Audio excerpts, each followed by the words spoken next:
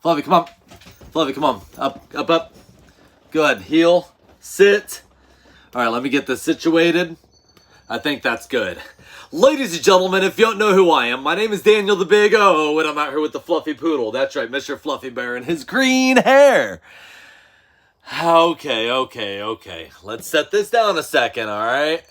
And let's tell them what's really going on, all right? What's really going on is today is my father's birthday. And my father, he was an amazing man. And you said what? I just said was? Yes, that's correct. He was an amazing man. My father, he actually passed away. He passed away about 15 years ago.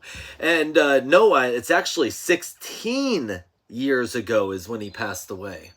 My father passed away of AIDS. My father had HIV. And he was doing really good for many years. And back then, the medicine and certain things weren't really the best unless you had a lot of money, and he didn't have a lot of money. He was actually very poor, and the lifestyle that he was living wasn't the best either.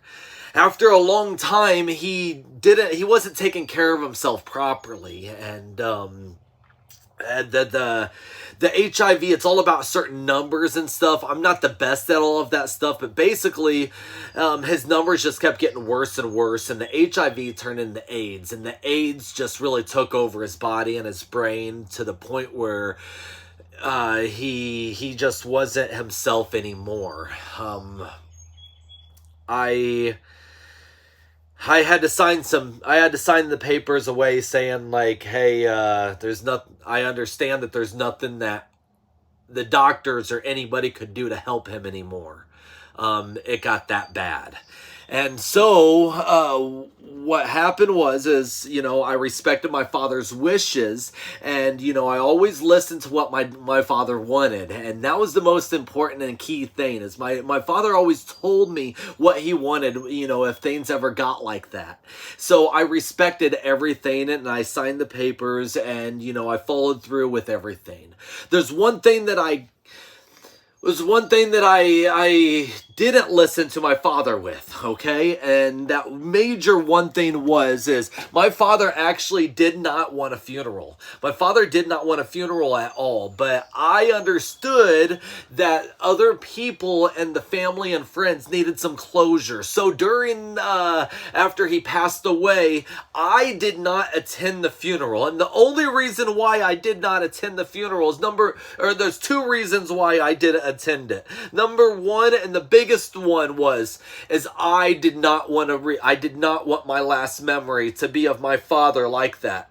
My last memory of my father was the most amazing memory, and I want my last memory to be like that, and that's how I personally deal with closure. And the second memory, or the second reason why, okay, the second main reason is, again, my father didn't want to have a funeral. Because he always taught me and told me like, hey, I wanted those last memories so you remember those good times, not you remember, saying goodbye in a church. But again, I did that for the people who needed closure. So I did it for those family and friends who needed that funeral experience so they could say goodbye and have those moments that they needed to have.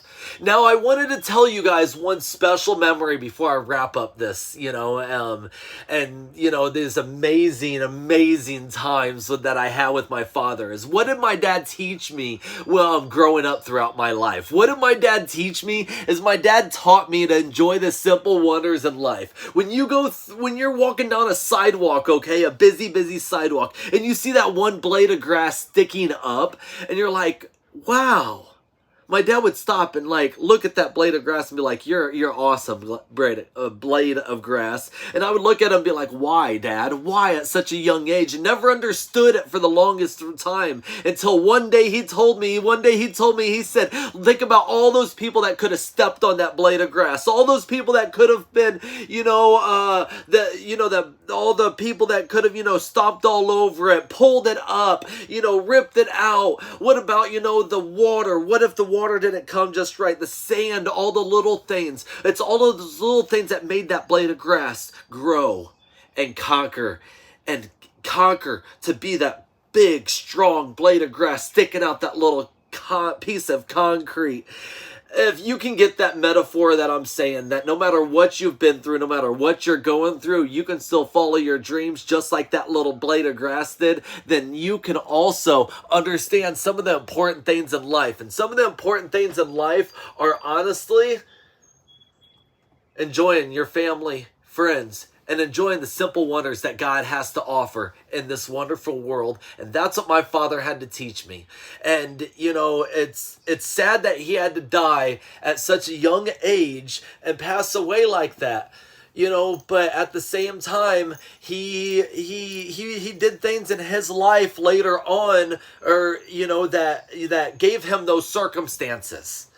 And sometimes you have to deal with your circumstances just like I have to deal with mine of being disabled and, you know, going through certain types of cultures and situations in my life. I had to learn how to adjust, overcome, and realize that no matter what I've been through, I can still follow my dreams. And I want to teach each and every one of you that, again, if I can get through my challenges, so can you. So with that being said, we're going to wrap up this video, and I want to say one last time again, happy birthday, Dad. I love you, and I miss you. Happy birthday, Dad. You taught me a lot. You taught me a lot. You really did, but love you, Pops. Love you, Dad.